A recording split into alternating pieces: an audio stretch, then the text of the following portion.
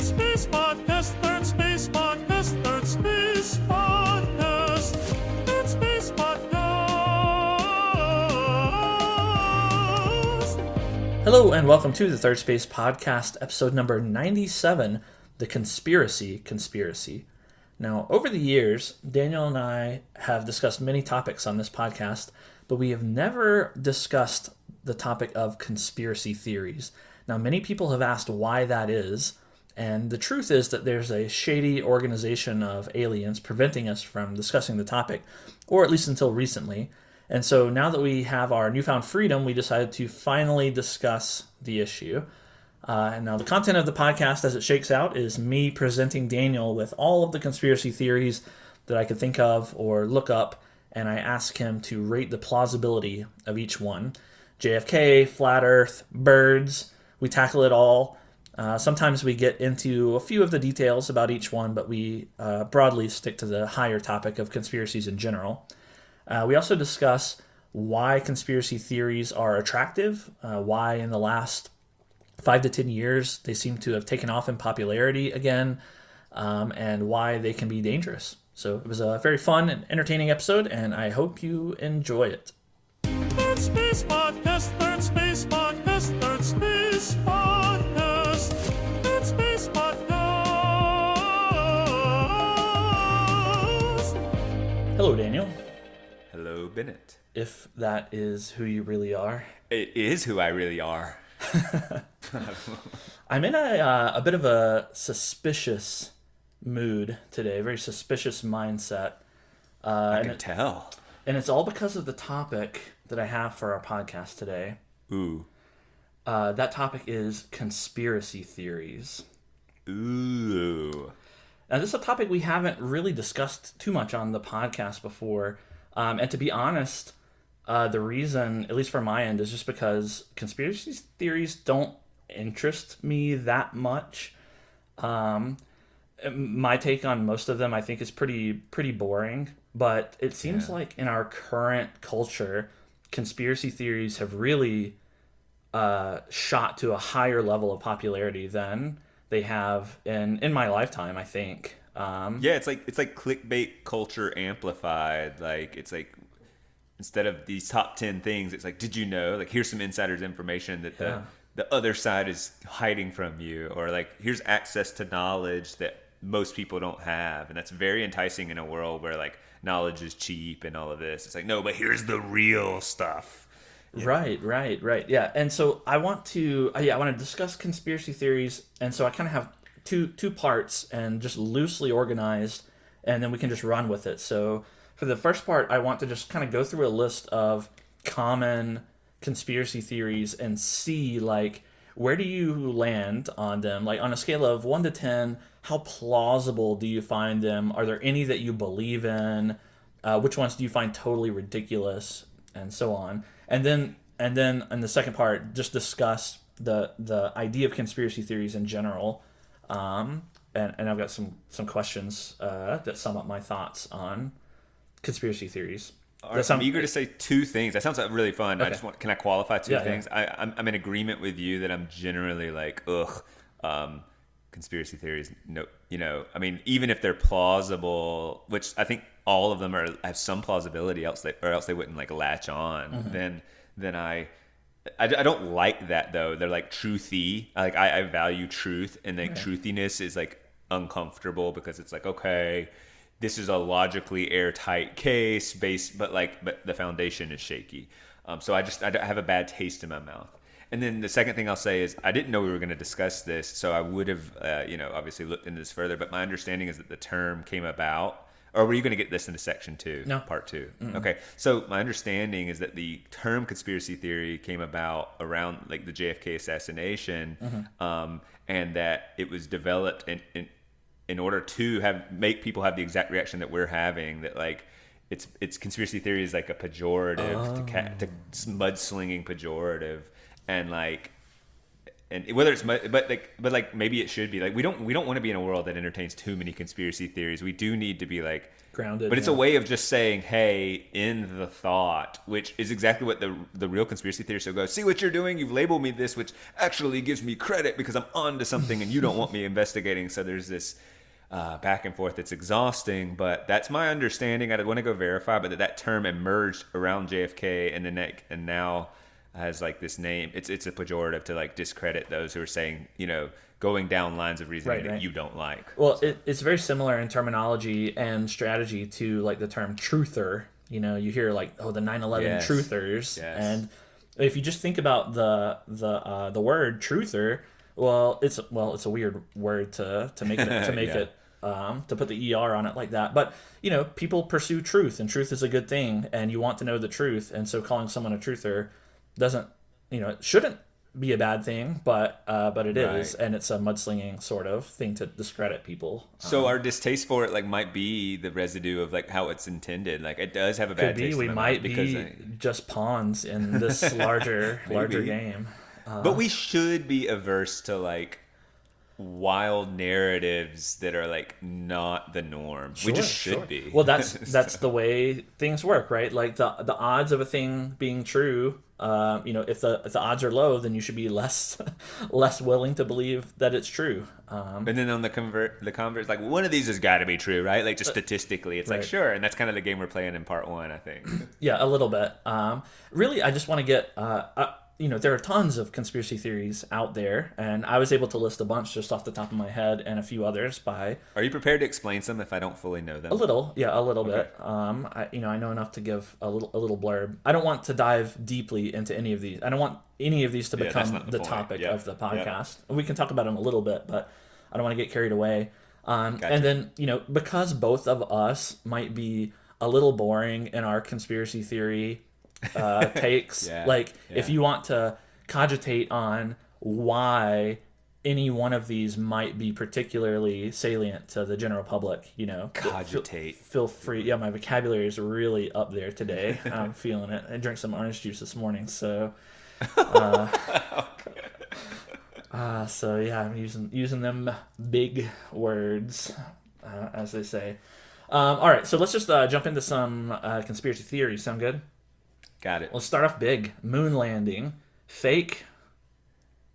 That just feels very it's just outside my realm of believability. I will tell you that in 10th grade, I watched some documentary that was released on like NBC or ABC or one of the big ones. I managed to get my hands on it. My dad mentioned, your granddad kind of doesn't believe we landed on the moon, and so that gave that. And my dad presented it like that, like it was a little wacky, but he said, but like there are some weird points. And then we watched that documentary, and I was like, we didn't land on the moon. Oh my God! And then it starts off with some statistic, like did you know 1/3 of Americans have some suspicions around? It kind of, and then it gives some. And so I wanted to write this. We had to write this argument essay. And I set out to write it. And so I started doing my research around that documentary as like my source and like my core material. And then there were like tons of things debunking it. Yeah. So I started reading about all the debunking of how bad of a like sensationalistic like documentary it was. And then I was halfway through the paper and I went to my English teacher and I said, we landed on the moon. I was mad. And I said, I don't want to write an essay about us landing on the moon. And now I see why. I was in 10th grade, not thrilled about this. And she was so delighted that I'd embarked on this journey, changed my opinion. Yeah. And then I wrote this essay debunking the myth of like not landing on the moon. And I didn't like the essay, but it was, to her point, I think, that was a very good journey to go on. Right. Well, I think that there's something insightful in that. There's something exciting about the conspiracy theory, right? The idea that you might be the possessor of secret knowledge, or you're on the outs from the normies, the mainstream, and you have the truth and they don't. And so it's exciting to write about that, or to tell someone about that, or to hold that position. You feel like the underdog in a way. And then, if your opinion changes and you no longer believe the conspiracy theory, then it's just a little less interesting because it's just normal, right? It's just what everyone expects. Right.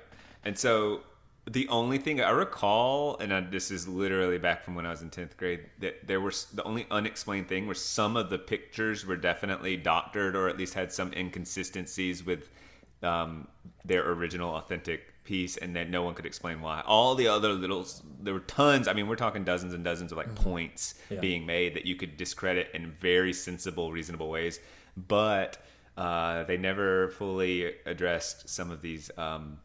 I won't say doctored photos because it sounds like gross manipulation, but there was just something about them that was a little bit different. And so it was like, okay, that's unanswerable, but that is certainly, you can't go, aha, see, we didn't land on the moon from photos that have been, handled slightly differently in inexplicable ways. Right. So yeah, I remember hearing about shadows not being in the right direction, and something about Stanley Kubrick directing the footage. There's lots of that stuff. Mythbusters even did one too to see if they could, and I remember they were like, "No, we landed on the moon too." But I guess what's more fascinating is like saying we're in a rat race with Russia, or what was it called, the whatever race, space race. Space. Yeah, so much better than rat race. I couldn't think of it, and it's like rhymes, and it's got the word space. And so that overall narrative makes a lot of sense, that there was motivating factors. It's fascinating. Like, it's exciting, but no part of me believes that we didn't land on the moon. So. But if we faked it, it seems like the Russians or the Soviets would have called our bluff at some point, either then or in the intervening years. Oh, heck yeah. They would have embarrassed us, like just proven. Yeah. So it doesn't seem very plausible. That brings me to another point: the scalability, like conspiracy theories, like holding them under wraps. The bigger they get, it seems like if there was real truth to them and they emerge to be public knowledge, like everyone knows there's a conspiracy theory about not landing on the moon. There's enough scrutiny that you could not maintain the lie. Exactly. Once there's enough, it would just kind of collapse and be like, the truth would emerge and be like, oh, well, there you go. Right. It's hard to keep a secret between just a small handful of 4 or 5 people, let alone a government spanning conspiracy of hundreds or thousands of people. Just seems totally implausible. So if you were to assign a number to it, 1 to 10 plausibility, what would you assign to the moon landing? I'm guessing the I'm down moon at landing being fake. Yeah, moon landing is fake. I put it at a 1.5. I guess there'd be room to go lower, but not much. Okay, fair enough. All right, what about the JFK? That's the other big conspiracy theory. That's kind of like the father of all conspiracy theories, they say. Now, this is John Wilkes Booth, right? And what's his face? Lee Harvey Oswald. Lee Harvey Oswald was not alone, is the right? Right. There are multiple different flavors of it, but essentially, the idea is that some other party is responsible for the assassination of John F. Kennedy. Other than just Lee Harvey Oswald. Or in addition to, partner with him, and like whether it was government and all the other grassy knoll, and like the trajectory of the bullet and this and that. And there's just a bajillion aspects and books and novels and miniseries and this one gets into like, I won't score it yet, but just seems entirely plausible. I don't know it enough. It's funny to weigh in on these things I don't know enough about, sure. And even the case. But like that's but part my understanding. It just seems like that's part of it is that there's the information overload about it, and which one are we talking about? But the idea, this outrageous event happened. JFK was assassinated in public. Like this happened, and like the lone wolf is an outrageous story. And so it's no more outrageous that there was someone else, I mean, it just, and then all it takes is him keeping it secret. Well, then didn't Lee Harvey Oswald get murdered by some other guy like shortly after? Okay, I didn't know that, but that sounds very suspicious, right? Shut him up or whatever. So if in the plot and yes, it just seems And to the point that like it's been speculated a lot, but there's just not quite enough. My point that the truth would emerge, except if it's a small party that helped do this and they did get away with it, and it just seems like one of the more credible, or possible, I should say plausible, not credible, but like one of the more plausible ones. Where, so do you believe it? This is a not hot take, but like I don't care, and I probably so like sure or not, like if you were to actually come to me, if the papers were released today and everyone released and they figured it out and it was a governmental agency, you know, the like I guess Republicans CIA. or something, CIA, and like It would have been. I think the theory goes that it was either President Lyndon Johnson or the CIA. Okay. Or else like some communist Soviet faction. my wow factor does go off just knowing there's so much energy around it and so many enthusiasts and going, wow, like the original one is proven right. Like that feels big in terms of our relationship with truth and all the things we're talking. But like my personal like it doesn't just, it's not like, and I mean you might have this on the list, but like aliens and stuff like that. But like it just seems entirely plausible. Do I believe it? Like, I guess it's like this might be the most one the one I can sound most outrageous about. But like, yes, whatever, 50-50. So you're like, at a 5. I really am like at a 5. Like this seems like this could be true, and I doubt I'll go higher than a 5. Honestly, this seems like where I'm at right here. How you hear me talking is I just think it could be true. Could be true, man. This one, yeah. Yeah, I think I think that's reasonable. I'm a little more skeptical than you are. It just seems like information would have come out after all of this time, and you know people always talk about the JFK files and unredacted information, unclassified information being released, and every time they release stuff, it's just essentially things we already knew, and you know the political winds have changed in the intervening time, and it just seems like the motivations would have shifted such that if there was a conspiracy, then information would have come out. And because so many people feel like you do, that they just kind of are like, well, whether it's true or not, I don't really care. You know, give me my next social media hit or my next, you know, whatever, like TikTok video. Like the impact. Like I think if we learned that it was true and that the CIA assassinated JFK, I don't think it would cause as big of an uproar as it should, you know? It should, because, yeah, you're right. It should matter because we can't trust our government, essentially. Right. Or at least the CIA, that branch. And so... but I don't think it would cause as big of a stir today, and people would have been like, see, I told you so. And then they would lose interest with the conspiracy theory because it's now solved, and they would move on to But does it else. inform, like... all conspiracy theories now like go Could away. be. It could juice up all the rest of them. Yes. A little bit. Yes. So. Maybe you've convinced me that like it goes down to 4.5, but like Well, it's whatever. I mean, like I do agree that like you know the political tensions were really intense at that time. The government was really shady. There was corruption, and you know so like. People had different motivations all around, and so it was certainly a what's the word I'm looking for? A milieu, a compelling narrative, an around environment all of it. that could easily produce some sort of crazy action ecosystem, like that. A political ecosystem. Right. So I don't know that I would get up to a 4, but you know I could maybe get to a 3 or something. Like I mean, it's one that. I could believe. I'm curious if you'll go higher somewhere. But all right, what about chemtrails? Do you know this? The conspiracy theory about chemtrails. tell me more. So you know, alien stuff? planes fly through the air and they leave the white lines behind their engines. You know, and the word for those white lines are contrails. And the establishment narrative is that it's simply condensation from the engine exhaust up in the sky, but the the conspiracy theory is that these chemtrails are actually intentionally released, and they contain chemicals or biological agents or whatever, and it's used for cloud seeding or weather manipulation or to cause behavioral effects on people. You know, a lot of different. Just using the word chemtrails, if someone seriously uses it, I can safely be like, oh boy, like I'm in an interesting conversation here. Yes. Okay. Yes. Right, and so that's the idea is that there's some conspiracy in which either the government, you know, some group of people are manipulating the weather or That's what I'm dropping ask, chemicals manipulating in the weather sky. or changing us through chemical, just whatever variation. Either you way, reflect. the story kind of the flavors change a little bit depending on the conspiracy, but the key idea is that airplanes are dropping some sort of chemicals out of them.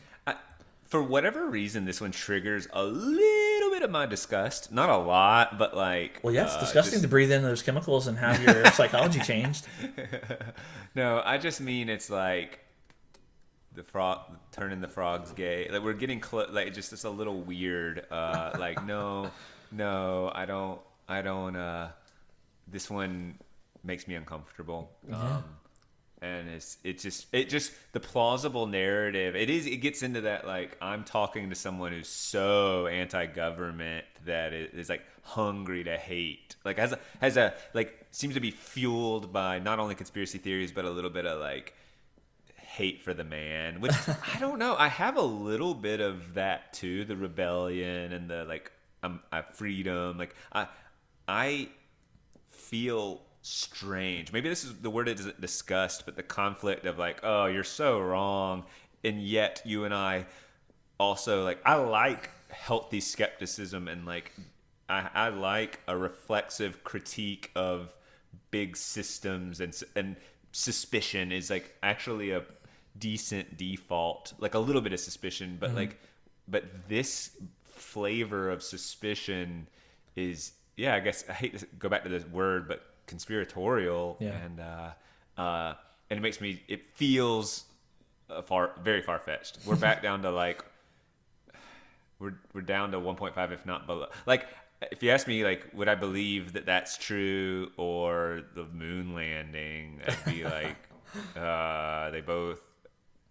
they're not doing chemtrails and we did land on the moon, so the chemtrails would be a lot more concerning because the other one's like we needed to win the space race, and this one is like, what are they doing if it's real? And they're like, don't worry, we're just making sure the clouds are unculus or whatever. I don't know clouds. Homunculus clouds. Homunculus.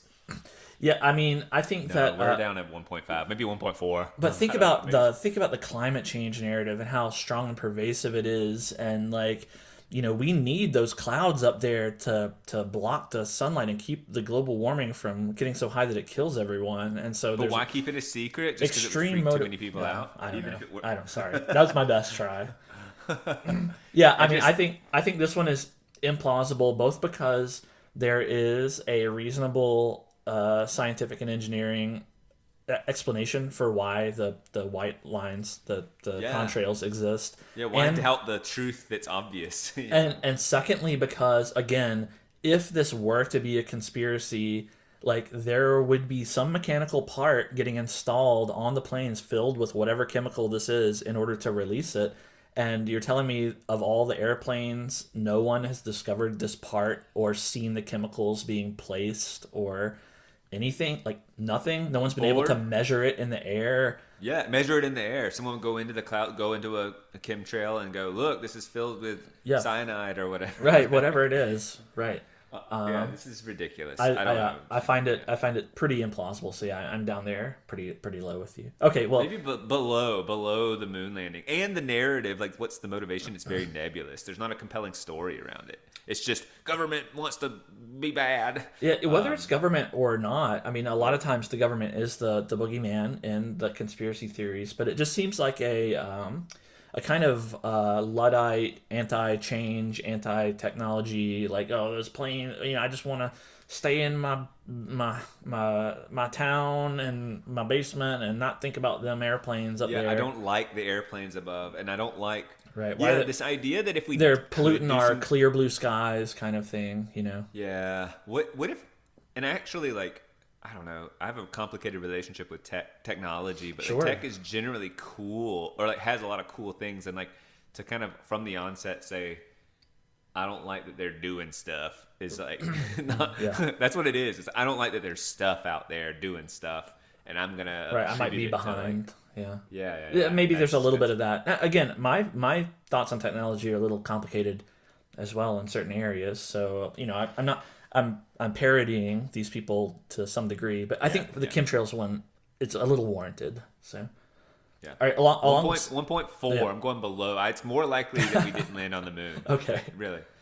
All right, what about along similar lines, the 5G, 5G conspiracy theories that the 5G towers are being built to, control or selectively injure or otherwise affect human beings, and they're not for their stated purpose of cell phone, This service. is for almost the same exact reasons we listed out: nebulous motivations, Yeah. Falsifiable claims, in terms of like an understanding of what 5G is, and the same with contrails. There's like you can like contrails do happen, and like Yeah. 5G is this thing doing what it says it's claiming to do, and the sort of technological resistance. Right.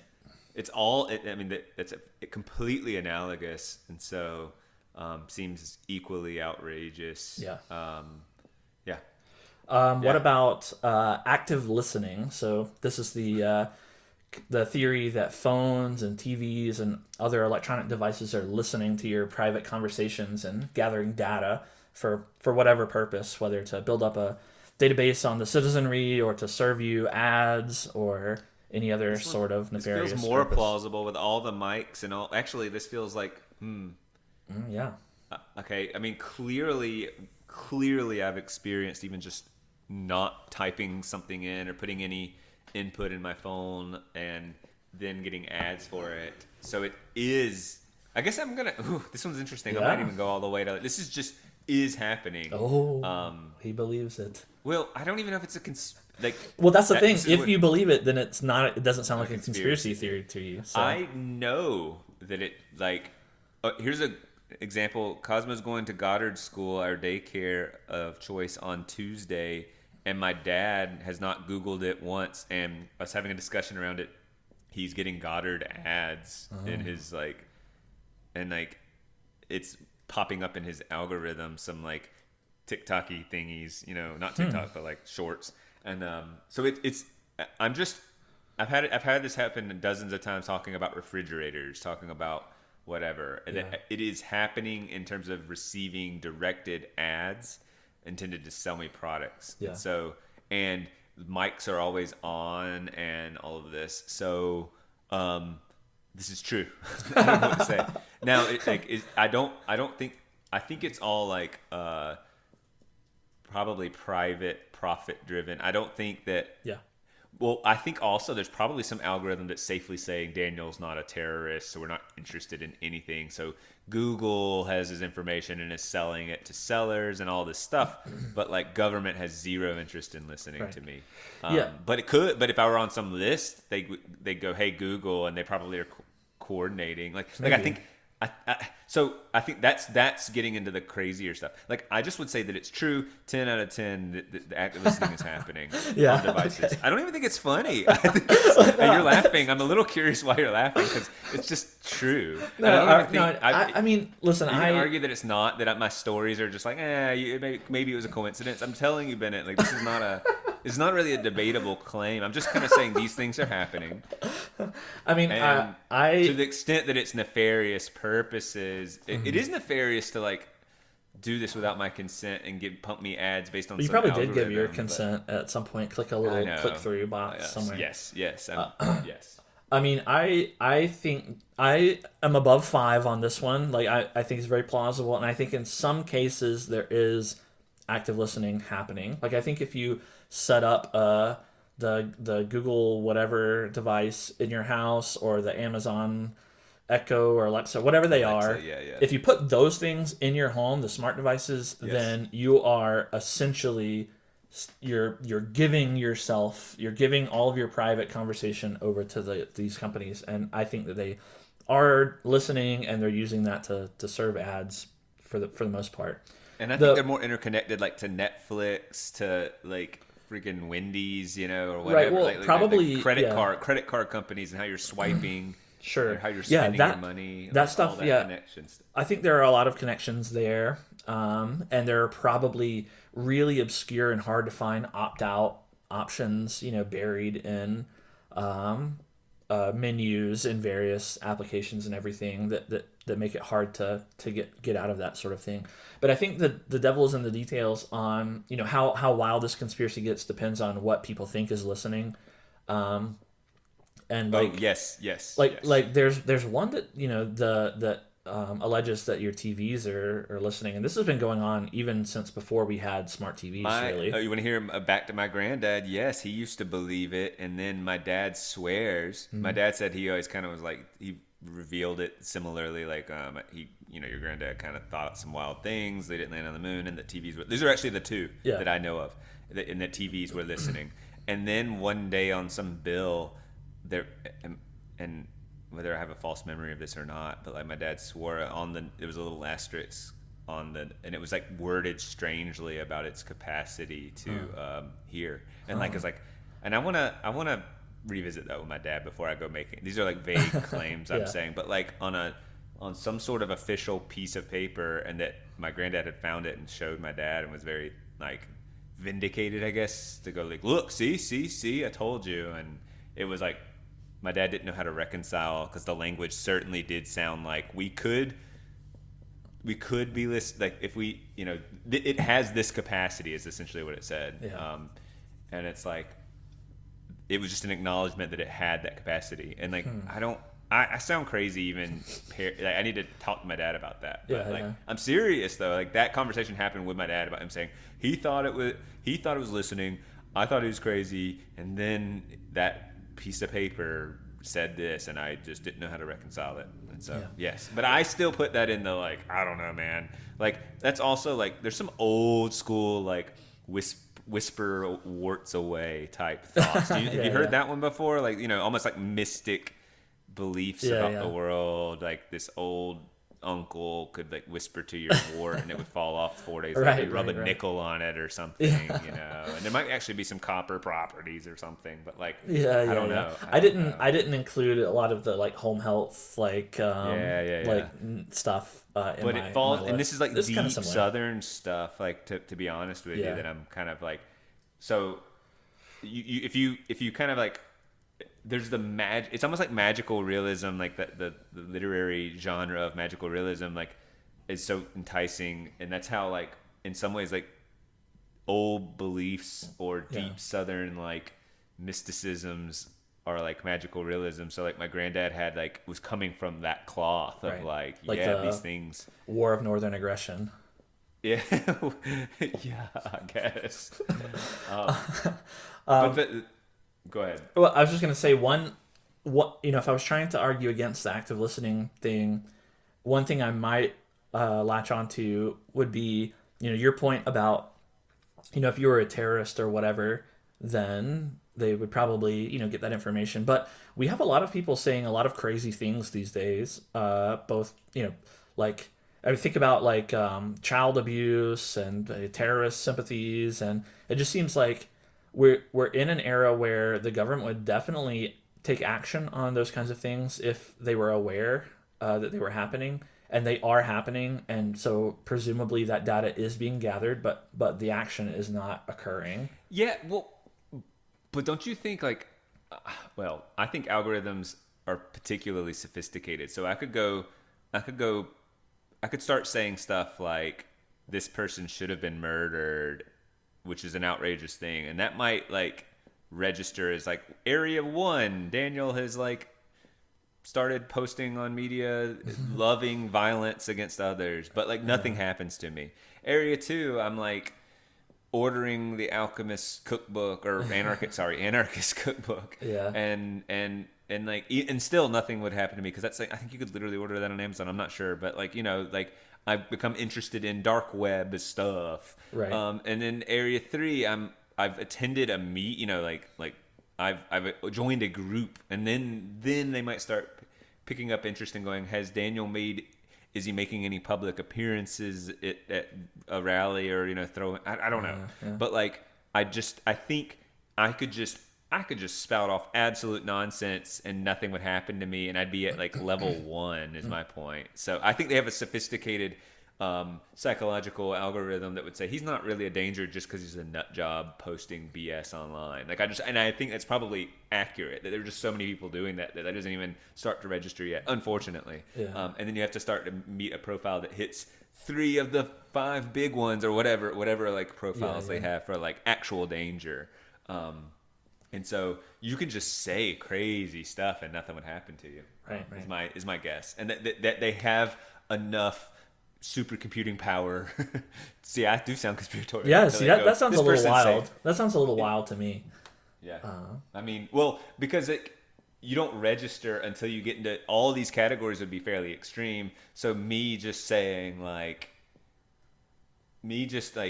would be considered hateful rhetoric, like the algorithm's probably way more less left or right leaning than we think. Like it's not like, oh, you've said something about trans people and so now you're on a list. It's or like that. It would be, even if I was saying like I get rid of them, I hate them, like even that wouldn't even become close to putting me on a list unless I was, it would just have to be other markers. I just think anyway. I mean, I think that part is true, that you don't have to fear saying wild things as much. But I just don't think that I don't think that kind of data is being personalized and attached to your identity in any kind of database, really. Is it technologically feasible? Yeah, I guess so, but it seems a little harebrained to me. I just think Google, I mean, I've volunteered things like my age and my name, but I just think that they have a profile on me. They do have a profile on you. You can go download it. You can go download all the data they have on you. But I think I wish this would be a fun side project. If I could say all based on everything that exists on Daniel out there, and then I could talk to what they think they know about Daniel. And then I could talk to a chat bot that is trained on all of your information. Yeah, and say how susceptible is Daniel to maybe that's mid-century modern aesthetic, and how can they upsell? I think they're actually interested. The end game is will Daniel pay $120 for a lamp that Bennett would only pay $60 for? Yeah. Maybe that's the future. Maybe the companies are building all these data centers to make AI chatbot versions of us so they can ask the chatbots what we will buy. Yeah, I actually think this is very accurate. Wow, we've come up with a new plausible conspiracy theory right here. I think there's more. All this information is not about finding the terrorists or silencing us. It's just super interested in how much, in terms of a consumer model, how susceptible and how can we manipulate you to squeeze every penny? That's what I really think. So. All right, let's move forward. What about 10 out of 10? Elvis Presley, his death was faked. I think that one ended up not having much about there wasn't much science or anything. It was just we hate that he's gone, and that he did OD and it might have been on the toilet, and it was a little bit sad. The king's fallen. He's the king, right? And then he kind of died a little overweight, and he was a sex symbol, and there's nothing less sexy than a chubby dude ODing on a toilet. And so they just wanted to deny that and go that was BS. And there was the denial, from my understanding, is not even rooted in anything other than this can't be. Ugh. Some sightings. Some sightings. I don't know if while he was alive there was a bunch of impersonations, but he seems to be wildly easy to impersonate, and such a bigger than life he's a character. So I'm assuming there was some of that going on already. So I'm putting that at even though it's only faking the death of one person, it seems way more plausible than moon landings and a lot of this other stuff. I just still don't believe it for a second. So we're down at the maybe 1.3. Wow, least believable. It just isn't, from my understanding. It's just when someone dies, the family wouldn't put up with it. I guess they wouldn't know would be the idea. But what? Yeah, my thing. I don't know a lot of Elvis history, but presumably, if he faked his death, he would have been the one choosing that route, right? Maybe he had enough of fame, or it was taking its toll on him, and he wanted to go live the rest of his life in obscurity and spend his money as he pleased and get a different identity or whatever. I don't know. I'm fabricating all of that, but like if that is the reason why you fake your death, you don't fake your death in the way that he did, right? Like you fake your death in a car accident or a helicopter crash or whatever. Yeah, they found his body on the toilet would just be like, you would just say his body was burnt, right? ruined, Unless and like beyond. no person has so little ego that they fake their death in such a kind of humiliating way, you know? Yeah. Like Yeah. it's just not necessary. So Yeah. all right, Yeah, that would be like a little loathing or something. right. Like he Fear loathed the and image loathing or something. in Las Vegas. Yeah. Starring Elvis. All right. What about here's a big one: the Jews or the Illuminati or the New World Order or the Freemasons. Pick your group of shady, like your cabal. The shady Jews. Like, What? Yeah. Well, you know that's a very popular conspiracy I theory know, that I the know. Jews are controlling society or the Illuminati. What? It's just a shady group of like rich, characters who we don't know their names, but they're pulling the strings. They're the puppet masters behind the scenes. They're buying off politicians and they're like influencing Right. policy. Jews being the outlier here because like the Illuminati are like unseen and Jewish people are just not like hiding in the shadows. But you're right that like they're Not all Jewish people are hiding in the shadows, but some of them are like like pulling the strings and anti-Semitism too seems Israel to be like a little bit of a spike lately too. Oh, for sure. And it's weird and makes me uncomfortable. But okay. So, but to your point, like there are people behind the scenes, a group of movers and shakers, Right. rich and mysterious in some ways, calling the shots. Yeah.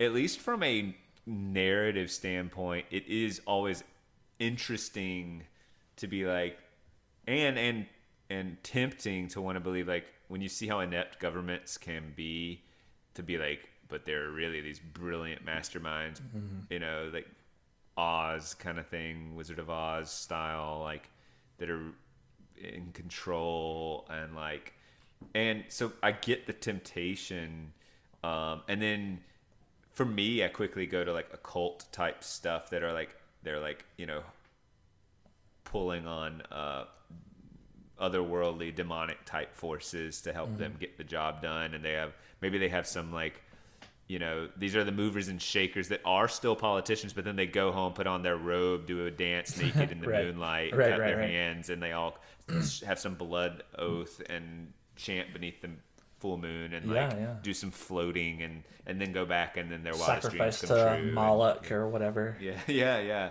And so I find that to be one of the more eerie and compelling, both in terms of narrative and visual. When I say compelling, I don't mean believable. I just mean that like it's titillating. It's like that is a horror movie that is scary to me because Right. I think I've always been like demon possession is a little more far-fetched, but like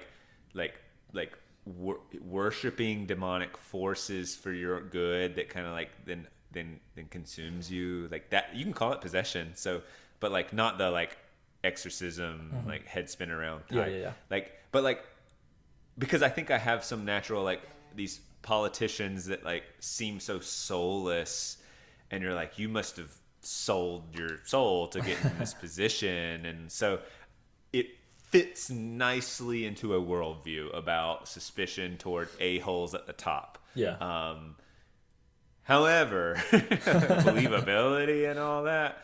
I believe that there's probably some like a weird club or two of really, really, really rich people who like put on some robes and do some chanting with candles, and maybe even like have their version of prayer toward their version of a deity that is more like hippie-ish than occultish, that are like they have like a system in which they put good vibes to receive good vibes, and it is ultra rich. But I don't think it's as I think like it would be laughably disorganized. Like I think there is enough evidence for like I watched a little thing on like one club that has some verified members, like maybe like Reagan was a part of it, but like it really is just like you can go to the spot exists, and it's like here is the camp or whatever, and like, Bohemian Grove or something like that. Yeah, something like that.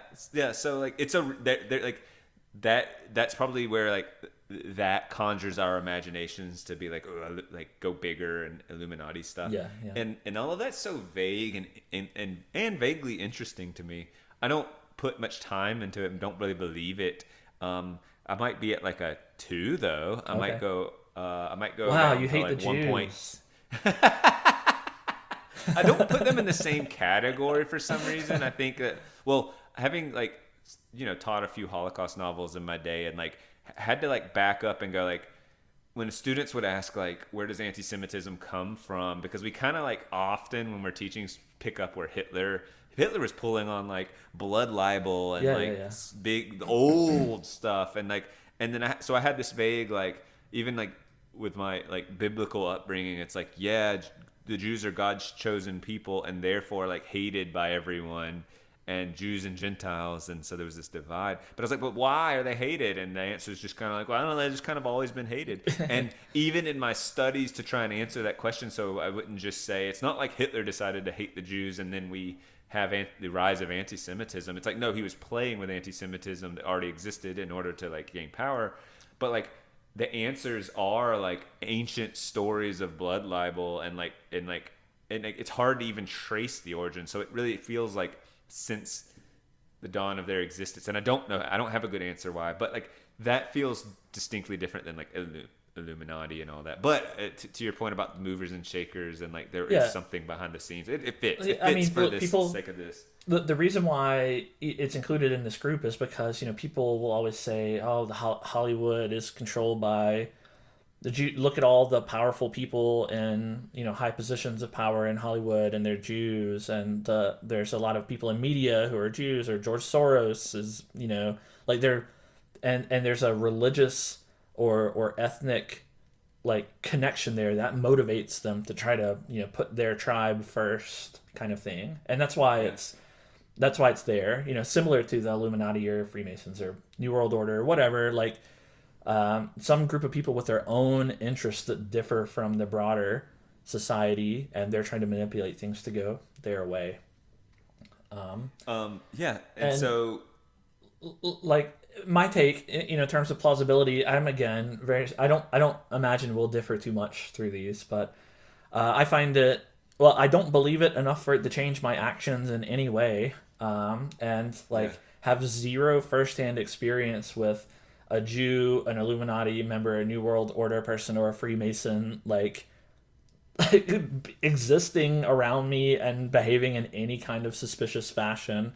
So it's totally in the land of like fantasy to me, as to whether or not it's believable or true. Now, as far as what I think could be true, I also agree with you that there are probably some rich weirdos who like do weird culty like things. I mean, they're the rich people, especially I'm thinking Hollywood types, can get in their own little bubble and become unhinged and like do a bunch of drugs and then behave in totally kooky ways. So even kooky, like if power, it's fun to exert power and enjoy extravagance, but then you've eaten at the finest meals and you've eaten and you have to start going like bringing crazier in and crazier, eating sushi off a naked girl, but then like eating the naked girl. What else? Yeah. What more can we do? I mean, push the limits and the thrill of filling something when you experienced all the finest things life has to offer. So, right. So there's that like tendency towards extremeness or extremity, and then there's also the rich people with their own ulterior motives, and I think there's some part of that that's true as well. Like there are, like take Elon Musk, the richest man in the world. Like he obviously has goals that he wants to achieve, and his goals are more technologically based or reaching Mars or whatever, but it's not implausible that there are other rich people who have other goals that are more societally based, right? Like they want people to behave in a certain way, or they want certain people in power, and so they donate money to whatever organizations or spin up their shadow organizations, and that's all plausible and probably happens. But where it starts to become less believable is that it's just some group of these people all collaborating and coordinating and like seriously influencing like actually sit at a table Yeah, together. right. In a control low light. prices and They're all in silhouette, and like one of them is smoking a cigar, and the Right. smoke is like very cinematically spiraling upward. Like that just seems too ridiculous to me. So, all right, you ready? You want to jump forward, or you have something else to say on that one? No, I think we could stay there too long. It's an interesting, but yeah. All right, another big one, easy to rate though, flat Earth. Yeah. Can we just go with a 0 on this one, and not spend that much time as far as But the firmament, man, come on, the ice wall. Yeah. This one I am confused about whether there are sincere members or if its origins were insincere, but it actually attracts. It's like it feels like it's a troll experiment to see if can I get some followers, and then and it feels like a direct result of an information age. Like, can we just confuse people? Because it's just like it developed and came about during a time where it's just so falsifiable. That it's incredible. And it's like, and it seems like it was an intentional. What is something we could do? Present some bunk science and some silly stuff that is just like compelling to particularly, and I'll just say like a dumb segment of the population. And can we get them to believe? To me, I feel like that's what it is, and not just a sincere movement. But there are sincere people in the movement, and that's what's weird about it. Maybe it was a really smart. This is my conspiracy theory. Maybe. People like you and I who are unsure which conspiracy theories are true and which ones to believe and which sources are authoritative, we hatched the flat earth conspiracy theory and put it in the wild so that anyone who espoused that theory, we know not to believe any of the conspiracy theories that they believe because they're just too crazy. So, like it was a litmus test. Like that one is just. We're not even in the 1.1. I can't even give it a 1 or above a 0. I can't give it above a 0. As far as if it were true, I don't even know. That's why I'm like, I don't know how sincere this is, or if it's an experiment to see. It feels like it was originally an experiment, and there are some sincere followers, and they're the ones that are just like. I mean, to me, it sounds like some sixth grader in his world history class when they were learning about Columbus times and like they thought the world was flat back then and that you could sail off the edge, and he was like, oh, you know what, I believe that is actually true. And he was just like acting out in class, and somehow it caught on. I feel like it's almost like Bennett, like the sixth grade Bennett hated his history teacher and said, I'm gonna like come in and just maybe you thought your teacher was dumb and you thought it'd be funny to like try and make a compelling case, or maybe even you didn't hate them but you just thought you'd make a sarcastic argument because you didn't want to do the assignment, and then you convinced a classmate, and then you just like said, all right, join me as a flat earther.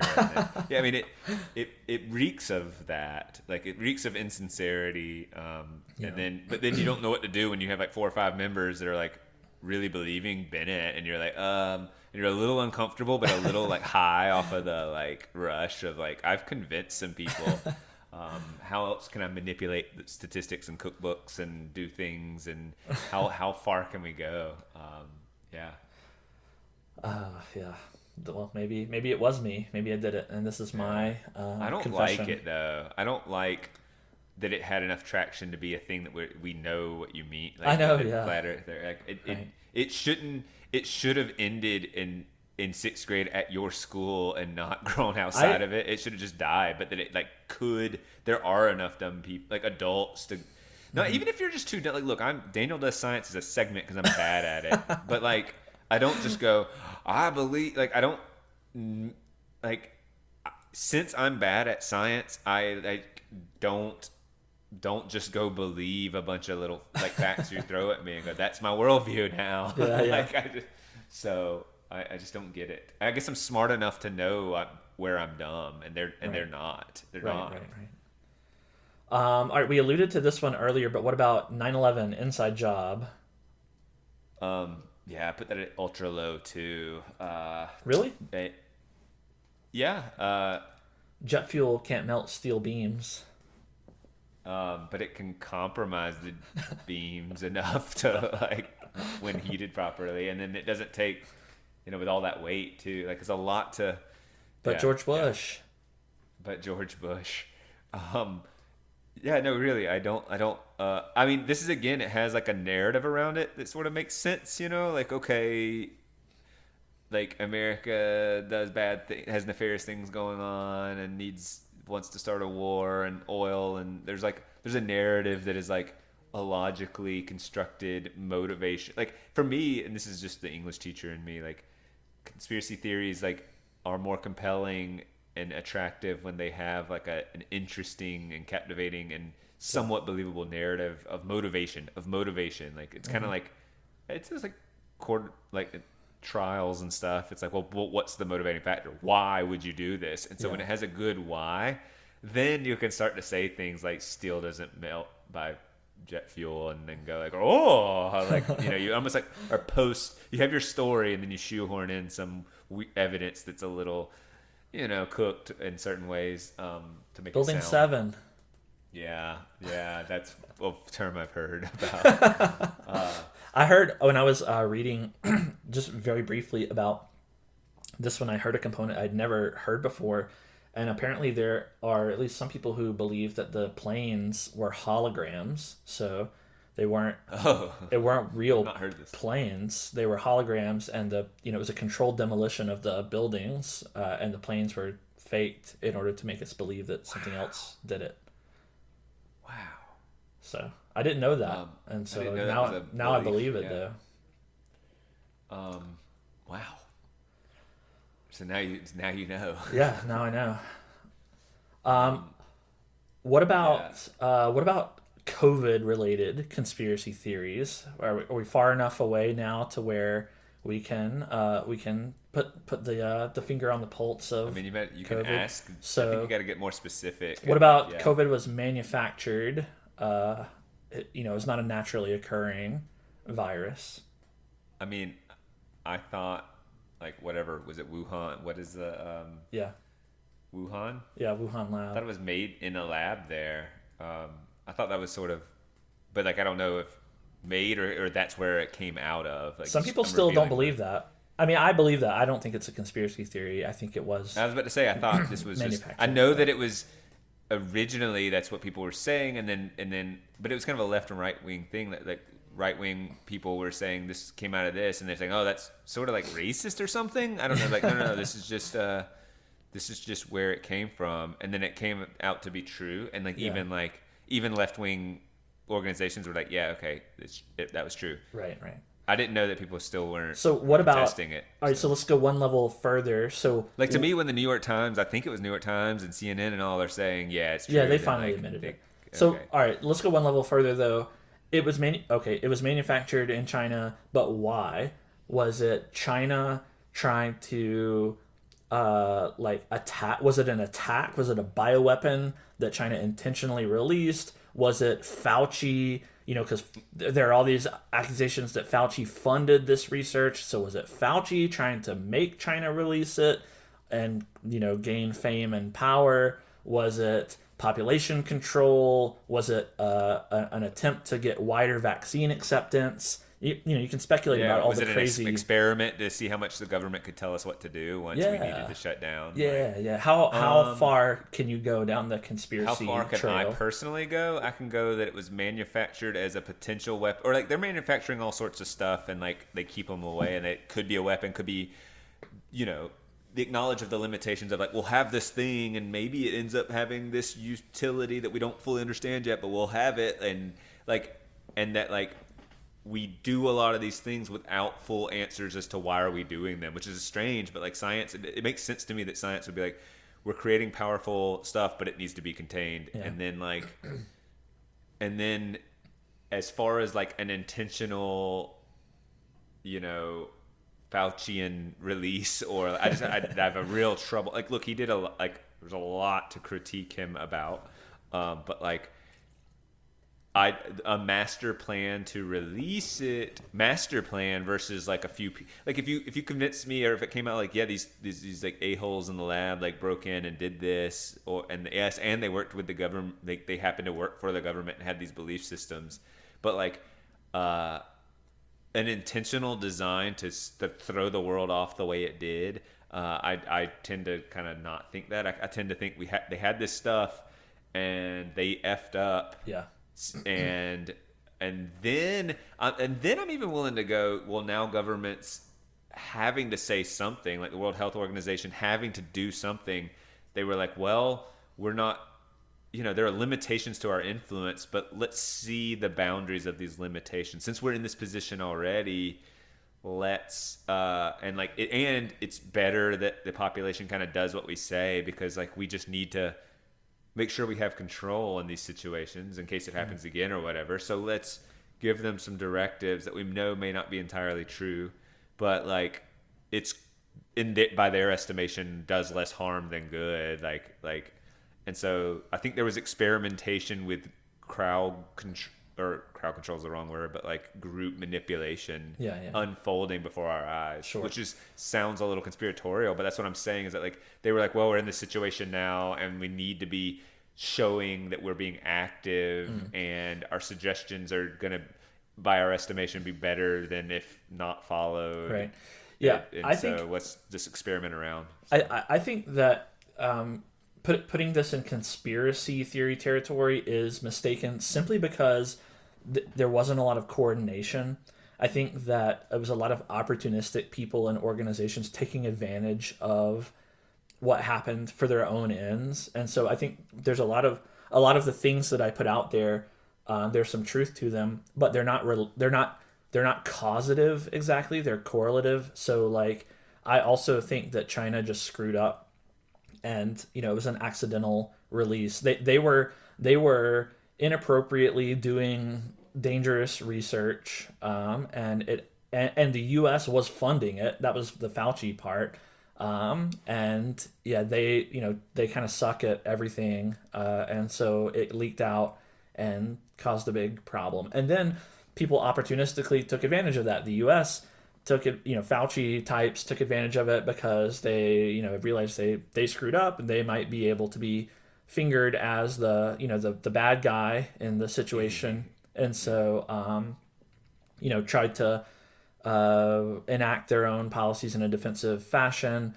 And then, of course, the pharmaceutical companies, they saw their opportunity to make tons and tons and tons of money via vaccines. All the Bill Gates types who dream of giving everyone vaccines and controlling population, they got super excited at the prospect of getting people happy to take all their boosters and everything.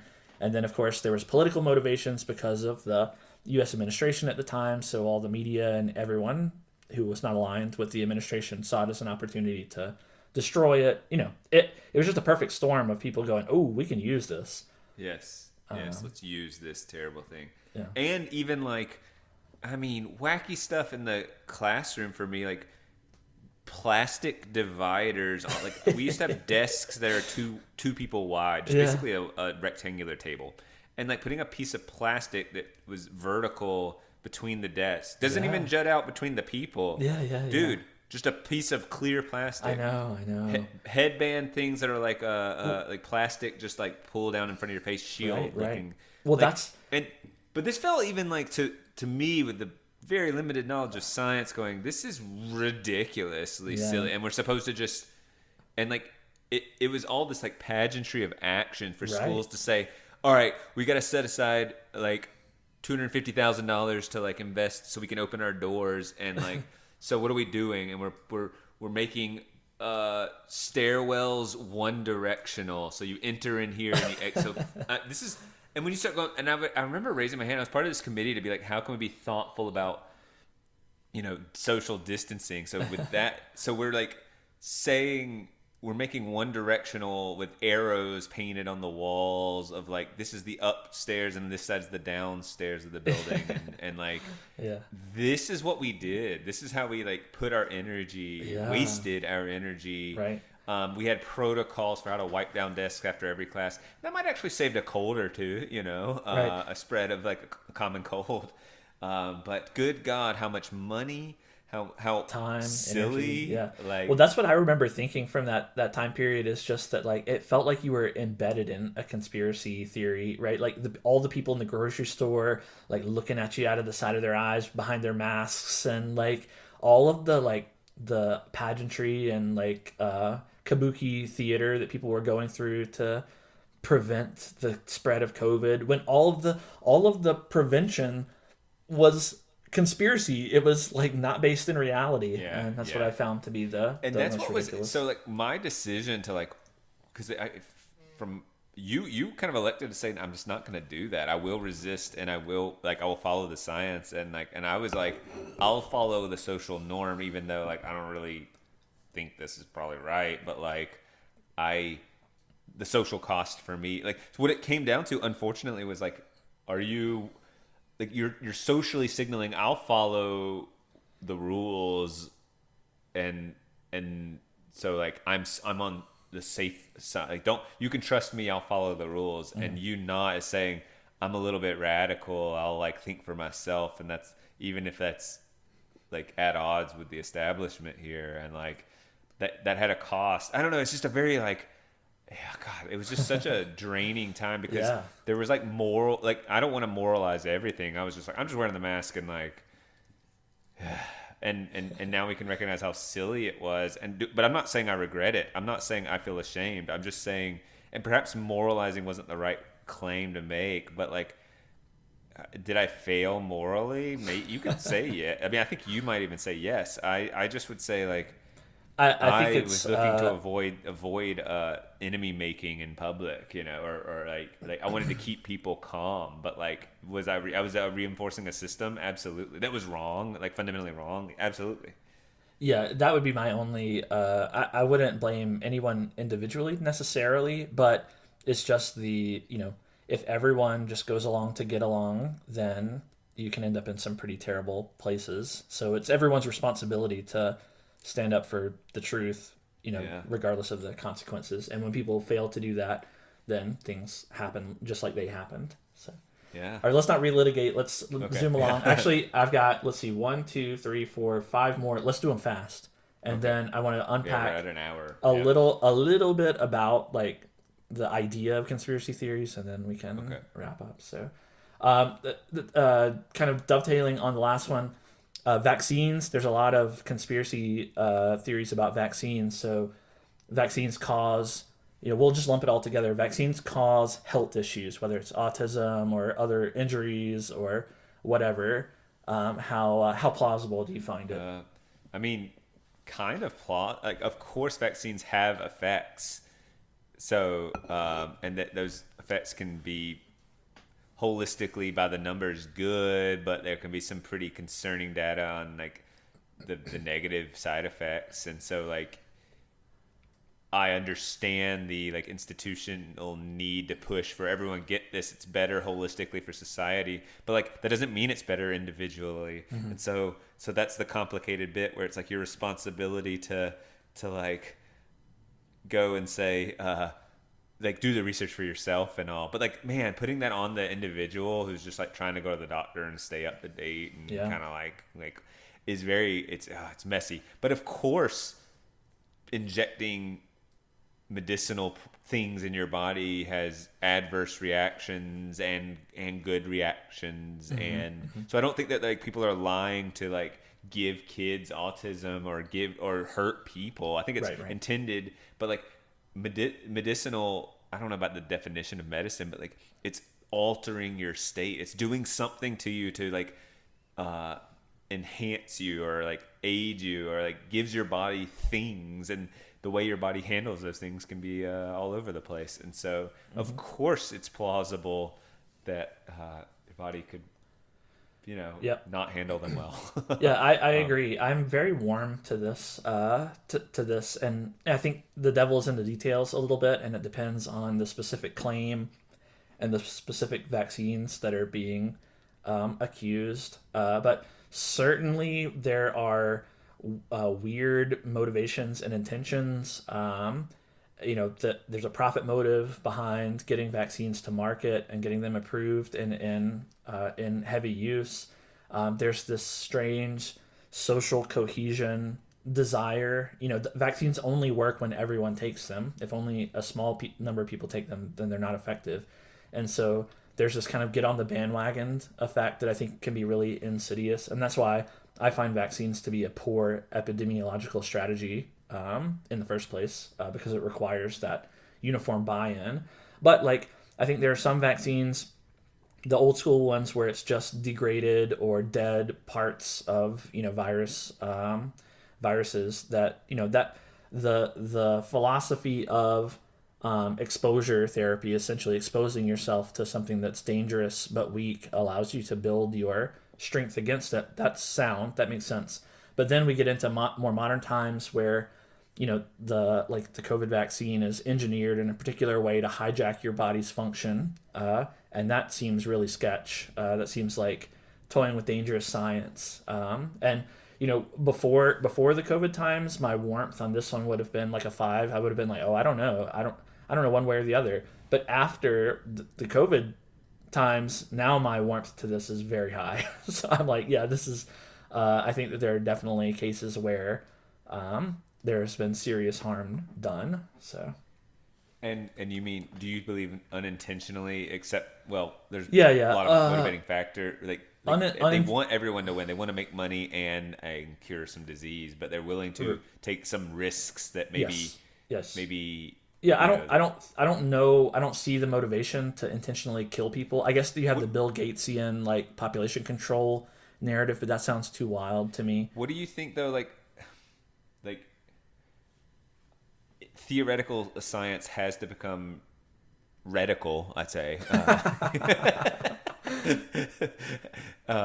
You've got to go like, all right, you have this kind of wild theory. It's time to push it out. Like, how else do you do it? And then they want the wide scale. So they're like, perhaps they're knowingly doing that, which is immoral. Like, that's why I don't think this is a good strategy. Like, I think that you should focus your medical intervention. At least it's not a efforts. Good short-term strategy. We might learn, go, holy crap, that works so well. Let's keep going down this road. Or holy crap, that killed a bunch of people. Let's back off of that. And it's very risky in the short term in terms of humanity. And maybe it's like going back to all the unethical practices we had to get to where we are, or like in psychology and all this. We have all these moral codes now that we can't do the testing that would probably have advanced us quite far if we would just screwed over a bunch of subjects, but still a couple thousand subjects for all of humanity. Sure. I bet there are people who think that way in the pharmaceutical companies or in the R&D industry. I bet there are people it's logically sound. It's utilitarian. I know, yes. It's a utilitarian which is a logically sound structure to view on how to do things. Mm-hmm. I can't really I'm not saying I subscribe to it, but I understand it. Yeah. All right. And it has that ends justify the means. But anyway, yeah. Birds aren't real. Yeah. I forgot that one. There's robots spying on us or what? Israeli spy devices. You have to be very Israeli. Specific. Yeah. So this has anti-Semitism, real. Okay, I didn't know that. I didn't know that. I mean, okay, yeah, zero. Okay. It's flat Earth, worse than. Yeah, no, it's definitely worse than. It's worse than because flat Earth, you could start to go all right, Daniel does science. If you really got a sincere flat Earther, go, what about this and what about this? I would just say, screw off, man. I can go do the research, but I don't know why you're wrong, but I just know you are. And then, whereas a bird one, I think I win even in this. I don't can know, hold my man. ground. Have you ever looked in their eyes? They're pretty void. It's like little robots or something. And that tweeting, there's no way that's real. That one's also completely insincere, right? I don't even think that one has any sincere followers. I agree. I think it's All right, what about aliens, lizard people? Area 51 in Roswell, we found alien bodies. Maybe they're among us. Politicians are actually aliens in disguise. Hillary Clinton Manchurian is candidate. Well, that's different. I lizard guess. person. Well, you're combining some. If you just went with Area 51, or there's a spot where aliens may hit, or that we have some files, and Roswell has the weird sightings and unidentified flying objects is not, what do they call it now? There's a different term. Oh yes, UAPs, unidentified aerial phenomena. Is that what it is? I think it is. And it just that's attractive because there's things we don't know and what can the public stomach? I just watched Disclosure Day, so it's just funny on my mind. It's just it's a captivating narrative. We all love to look toward the cosmos and go what's out there, and doesn't it seem like maybe we've had some instances we can't explain? And yes, but to leap to aliens is like, I don't know. I actually kind of like find this attractive, but I don't believe it. Yeah. So Yeah. that's what the reality is like, and I'll even like entertain it. Like I even like talking with someone who absolutely does believe it, and I don't look on them with scorn or anything. And then I like, it's like I'm hearing a good story, and I like ask questions, and I store it in a different part of my brain, the fiction part of my brain, and then I like go back to life, and I don't believe it. Yeah. And so I guess the interesting revelation in this discussion is that like, yeah, I store things differently. Like I'm very interested in the truth, but I'm realizing there's a large section of like information that like doesn't matter to me whether it is or is not true. Yeah, Which yeah. maybe that's bad, but like it doesn't. The alien thing in our current relationship with aliens, it doesn't matter. If it looks more imminent that like it's definitely they're visiting us and we need to understand that a little more, then I feel invested and there's immediacy. Yeah. But with it the way it is right now, like because it doesn't matter, my interest in it is more just like, cool, that's neat. I'll go see a movie about it. I'll chat with someone who does believe, and like Yeah. I don't feel the need to disprove them, to look on them with scorn. In fact, it's like fun to, and perhaps dangerous, but fun to like embody their worldview for a conversation. Yeah. Like that's actually fun to me, is to talk to someone who believes things pretty different than me. Like someone who truly believes in aliens, and they're like telling me about how they were abducted or something. Like, that's a little like, that's a different conversation. Yeah. But someone who's like maybe like read tons of books and watched tons of documentaries and is telling me like how weird is this and this and this, and I would be kind of like, wow. But you know what I wouldn't do afterward? I wouldn't run and watch the documentaries unless it was just like something new that's like, you know, got some cultural capital, everyone's talking, there's a buzz, like. But so like whatever, man, it's just in the fiction part of my brain. I don't actually believe it, but I could put it up to like a 2.5. Okay. Maybe a 2. Yeah. It's just like isn't real is how I operate, but like cool.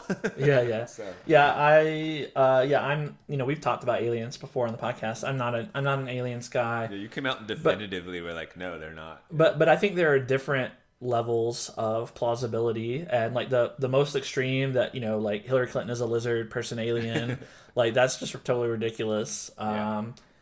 She is weird, but not a lizard person. That's alien. Also, I don't believe that's a sincerely held belief. That's just a like, if we can get it in there, yeah. It just makes people not like her, because she is like, Yeah, it's unlikable. A lizard inhuman. alien is unlikable. So if we can get you associating it and go, right. I know it's fake, but she is kind of lizard-like, then it's done its job. Right? You get it so popular that someone asks her about it in an interview, and that's really funny and meme-worthy. Yeah, that's but, like, funny.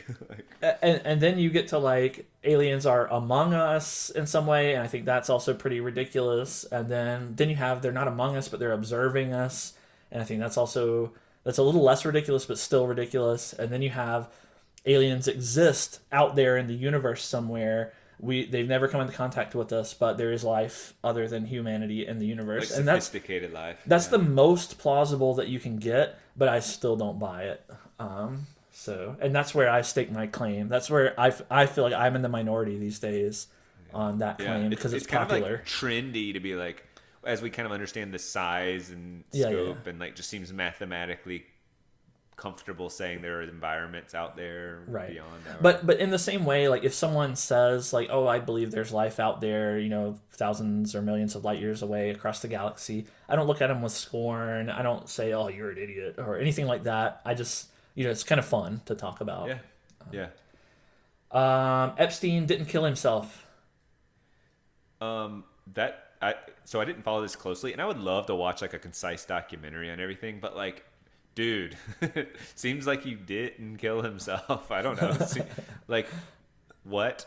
Everyone was like, dude, there's gonna be a fake death, or there's gonna be a death. They're gonna kill him, and they're gonna say he did it, and then that happened. Like, people were actively talking about that, and then it happened. Yeah. And he had too much information, and he was so well connected, and you know, you hear some plausible, incredible people talking about what was his real role. Was he some sort of like spy, weird, and like where you listen and like, I mean, I'm talking like, I don't know, and I'm not trying to perpetuate anything I don't know, but like, just seems like this guy was incredibly connected.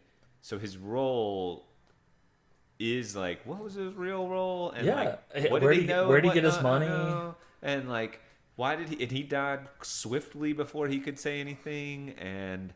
And all this stuff about the cameras going. I mean, dude. Yeah. So I'm seems like I'm a believer there. And then I don't understand this, by the way, but like it seems like the right was very like interested in it, and now the left's really interested in it, and that's a very short amount of time. It's a very opportunistic, in the same way that COVID was people opportunistically pouncing on something happening. I think it's the same with this. Yeah, and I don't even understand. We don't need to go into why, but like it was just very much like a right wing thing to talk about. Then it became, and it seems currently a very left wing thing to talk about. And I guess it probably associations with Trump or something. Yeah, but seems like this one's more. So I'm going above 5. Is this the first time I'm going above 5? This seems like you were on the active listening. Oh, that's a 10. Yeah. So this is below that. I know active listening's happening. Right. I feel firm that that's just my lived experience. So this one's like in an 8 or something. Okay. You know, I think it did. I think he did not kill himself, or he was forced or into didn't have it, the choice. Whatever. Yeah, whatever. Yeah. So yeah, I think that's probably it. Without knowing the whole story. Yeah, so right. It's funny to Yeah. weigh in, but that's how I feel. I'm just giving kind of an emotional context. Yeah, totally fine. Yeah, I mean, I definitely think something fishy is going on here. There's something fishy.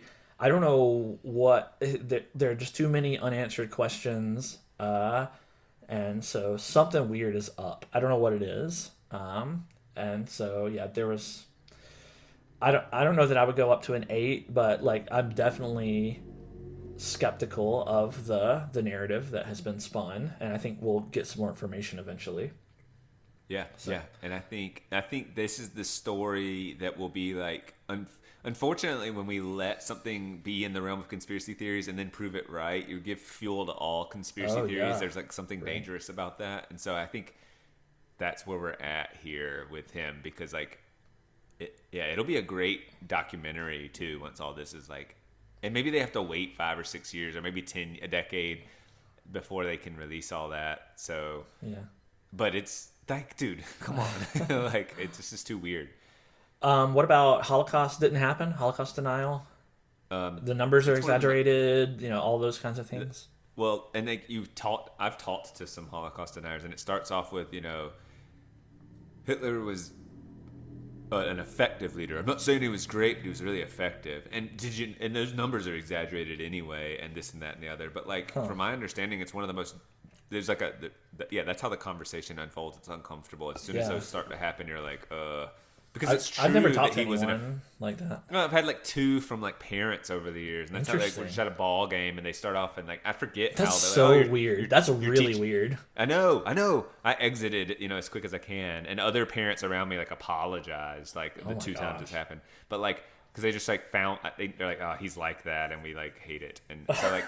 But like I'll be teaching like, I don't know, Elie Wiesel's Night, and he'll sit, and the dad in this one was like, yeah, like, I wouldn't say great leader. That's, you hear that out there, but like I would say he was an effective one, and the numbers really don't add up when you it wasn't a quick A to B like that, but it was just like it's like, oh God, why are we talking about it, the very first time he was saying effective, I was like. I didn't know I was in a Holocaust denial conversation. I was just like, I mean, effective is one word for it, like, and so anyway, I find that to be like insulting and dangerous. And from my understanding, it's like one of the more documented historical atrocities of like all time. And like, there's all these videos and all this. So it's just, it's like outrageous and like insulting. So my disgust response, perhaps I'm emotionally, cause just doing the research and teaching the novels and like reading about it, like I feel sort of emotionally invested in this terrible thing that happened, and so that's the most emotional, where I'm like get a little mad about these things. So I put it in line with the moon landing denial. I put it very, very similar to that. I mean, you can. I no doubt that estimates might be slightly exactly off, right. That's 10,000 here or 100. Right. That's what I was about to say. Like, you could kidding me. That's the point you want to make. Right. You could quibble about some numbers because there are a lot of mass graves and unidentified people and that kind of thing. Or there was some camp where they weren't that bad to them. That's another whatever. thing. There were But- swimming pools in this one camp or something, weird. Just like, why are you focusing on that? Right, I don't It's so care about strange. that. That's the thing, is the ultimate point. It doesn't take away from the ultimate historical point. Yes. And so it's kind of pedantic to try to nitpick around the edges. And it reveals something. Being pedantic is the big thing. Like, you're being pedantic about the Holocaust and anyway. Yeah. So. What about rich people or politician pedophile rings? I guess this kind of fits in with the Bohemian Grove thing, but really popular lately. I don't think there's an organized. I mean, I think there could be one group that like dabbles in extreme things and brings in a blood sacrifice goat to some god, some demonic figure, and then maybe even wants to test some boundaries. And has that ever happened? Like, maybe. I think too. I wanted to make this point earlier, is that rich people or like artistic wealthy types or the creatives that have made their living like that, they want it, like Hollywood elite kind of stuff. They do like want to be interesting, and I think the reality is that life has large swaths of boring, and they feel that is like the most sinful thing in all of humanity is to be boring, and that they are above the boring regular people. And so that's how you get into like pushing boundaries and like doing horrible things. And so like the narrative makes sense in my head about how like you can be warped when you're amongst the elite, and I find that attractive, but I definitely don't think there's anything organized around it. I think it's more likely to do strange parties that are intentionally, I think something happens where you're like on the inside group where you're intentionally being provocative to the outside. So it'd be like knowing there's the religious rite or something, it would be like titillating to throw a party in which you wear devil's horns and strange. And then like get pictures and let it leak out, and it's like really exciting. That makes you interesting and makes you edgy. And so I think that is the origins of these, and it's the same reason you want to eat sushi off a naked girl or whatever, is that like you're doing something you ought not to be doing, and that's the point. Not because you actually, and so but I would like to think even those people, generally speaking, like pedophilia, like come on, there's got to be a natural stop, like a barrier and they wouldn't venture into that very often. So I just don't think that that's regular by any means. Last one, perpetual motion, water, fuel, cold fusion, the car that can run on water forever, these kinds of... Could you even link in like alchemy kind of? Are we talking magical? No, okay. No, just like advanced engineering that like would solve a lot of our environmental and energy problems, but that's being suppressed by the big companies who have a profit motive. Well, I've heard that there's like the blades that will never dull, like that has been invented, but then name a major brand like Gillette or something bought it and is like throwing it away, or keeping it locked away. Like that seems like okay, a never dulling blade, like, but like, man, that would be like probably functional beyond a shaving mechanism. They'd be incredibly useful in like machinery and whatever. Right. So, but then still like so it seems to me it's likely that things, these big companies that rely on like reproducing their product, and like there has been an essentially like one that doesn't break down, and so they're like, we don't want that on the market. Like it's a one and done, so that they would suppress that. But like cancer research and stuff too, like cures for cancer, I just think that's too, that would just be too many humans to like, that would have a moral like qualm about it. Perpetual motion stuff like just sounds cool, but like it just seems like that could be discoverable by someone, like there'd be enough interest in I saw some video one time about, I don't remember the details, this was years ago, but a guy who supposedly, some like engineer who tinkered in his garage and was super duper smart, but for whatever reason didn't wasn't able to be successful professionally, or maybe he got fired or whatever, but he had a breakthrough and he made an engine that could run on water and outperform like gasoline engines, and it had no emissions and all of this stuff. And so he was super happy and he wanted to shop it around Yeah. to make himself rich and solve all the world's problems. And so he took it to the, one or more car companies, and they essentially stole the technology and had him assassinated.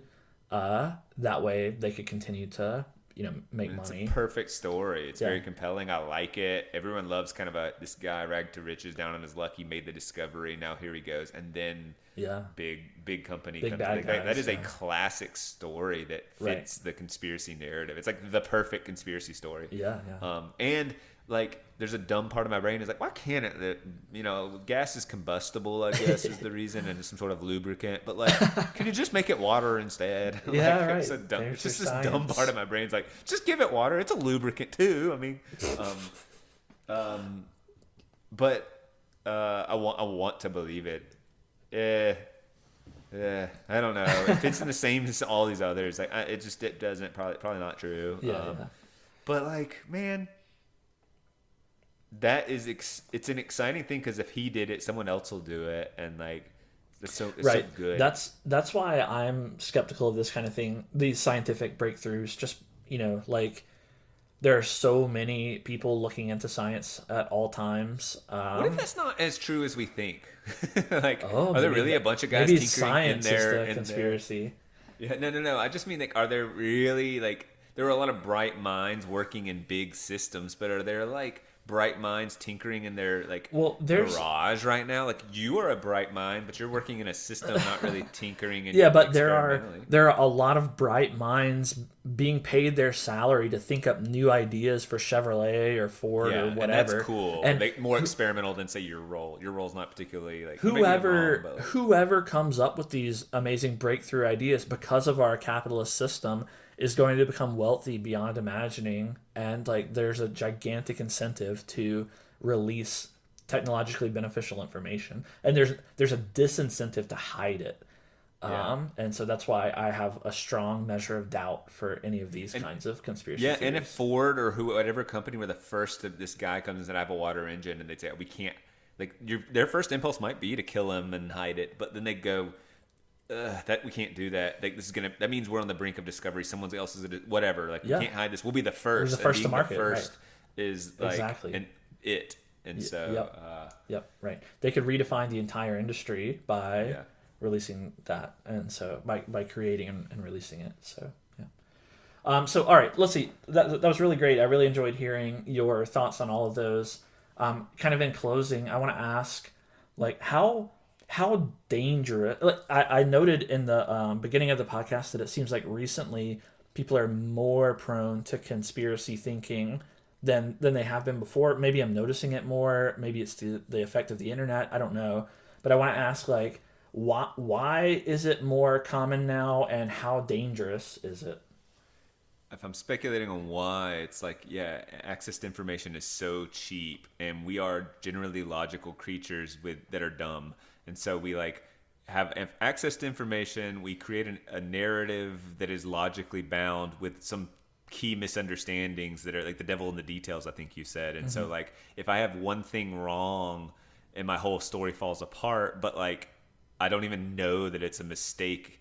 So logically, I have a compelling narrative, a logically airtight case, but the when I say logic, like A leads to B and B leads to C, but it's just that A was wrong or B was half-assed or something. And so we have more information than ever, and we can string it together pretty well. And so it's just lazy thinking, and it's already attractive based on like worldviews that we already have. So it doesn't surprise me that is in an age of like cheap information and misinformation, just a deluge of information, you're going to have a rise of conspiracy theories, which just muddy the waters even further when you think about all this information and misinformation. And I guess misinformation can, like, conspiracy theories fall into that category probably.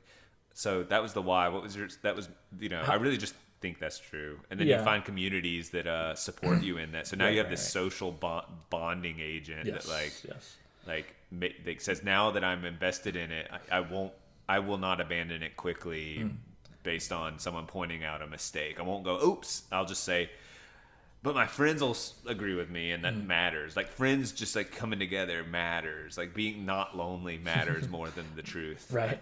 So Yeah, I was gonna say some things along similar lines. Like I think that the origin of conspiracy theories are pattern recognition. Human beings are pattern recognizing creatures, some more than others, but it's in a way how we survive, right? We recognize the patterns of behavior that allow us to be evolutionarily successful, and then we implement those patterns, or our behaviors are shaped around those patterns.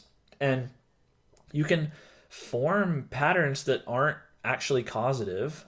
We had a very long time ago on the podcast, we were talking about superstition, and I admitted that at one point I had a number that I didn't really and truly believe had some metaphysical effect on life, but whenever I saw that number, I imagined that my luck toggled from good to bad, and that was based on patterns. Like, I had too many instances to be likely where as soon as I saw that number, things either went from good to bad or bad to good. And so it was kind of this superstition that I started to pay attention to. And I think that the very same sort of psychological phenomenon is what happens when people start to believe a conspiracy. They recognize some pattern. They don't have all the information or evidence, or in fact, it may be unfalsifiable totally, and then they build a narrative around it. And the reasons for building the narrative can be complicated. Like you said, maybe they don't want to be alone. Maybe there's a social connection. Maybe it's just exciting. Maybe they want attention. I think access to information you don't like, you have the insider knowledge is so attractive. Oh, very attractive. Welcome to the club of insider. Right. There are power games that you can play with that as well. And like, why are conspiracies more popular now than perhaps they were before? Well, it's another phenomenon that we've talked about before. Like, the internet allows niche, fringe people to connect with one another and become not niche and fringe anymore. So it's the same reason why radical ideologies and psychological disorders and other things that normally you're ostracized for, for good or ill, you're ostracized. You're the weird guy that lives on the edge of town, and you're just cast out essentially. But and now that means death of the idea. Essentially, death of the idea, if not the person. And now it can fester and now you can meet, and it can grow, and you can flesh out your crazy ideas with another crazy person who's had a different flavor of the same crazy, and now it grows and spreads. And AI can supercharge all this because it's a good synthesizer of information. So you just say, hey, connect these disparate thoughts, and it will. Do it. Right. Yeah. That's a really good point. I wonder how AI will interact with conspiracy theories. Like, will our AI overlords put censorship on the models to prevent us from becoming conspiratorial, and then will people form conspiracy theories about the censorship, or like how will that go? I mean, that's the weird thing, is like, perhaps it should, well, what it should do is push back and not be so agreeable. Currently they're so agreeable,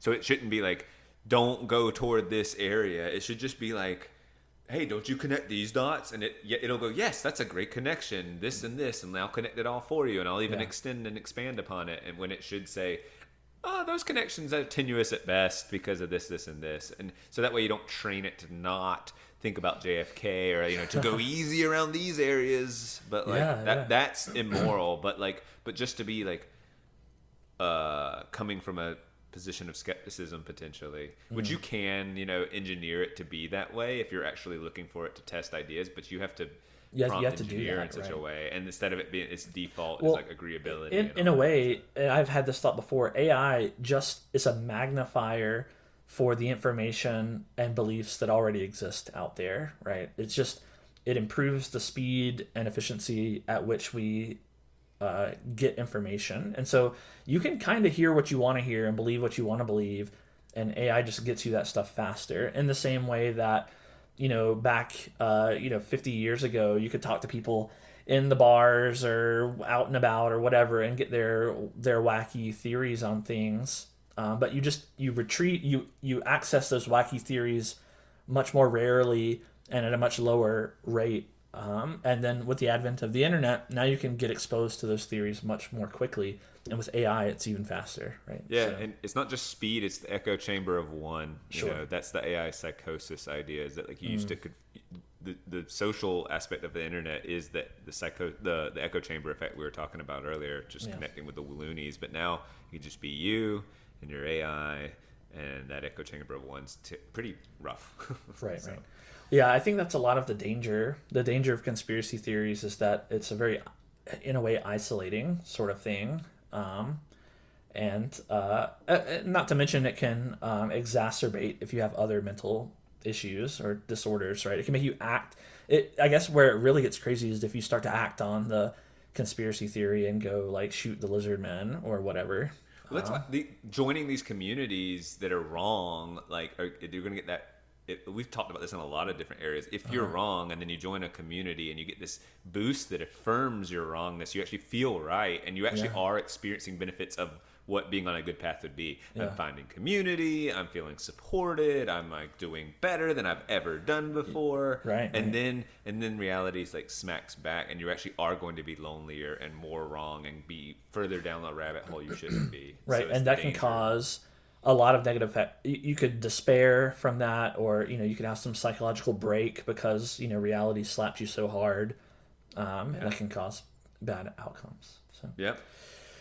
yeah, I think after researching all of these conspiracy theories and putting this podcast episode together, I've come down to one really core belief, and that is that there's some shadowy group out there who is letting all of these conspiracy theories get out, to sow chaos and discord, so that we're talking about all of these other things like JFK and 9/11 and stuff instead of the real issues, right?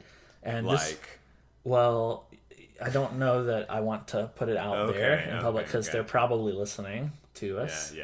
But I really think that this shadowy group, why, I was asking myself, why are they doing this? And I think it's probably because the aliens are on their way. And so the aliens sent this signal ahead of them to influence this group to start softening up Earth so that when the aliens arrive, they'll be able to take over much more quickly. 11 out of 10 on that one. And the aliens are Jewish as well. Oh yeah, that too. So. All right, we went a little long, but it was pretty fun. So let's end. Do. Oh, over.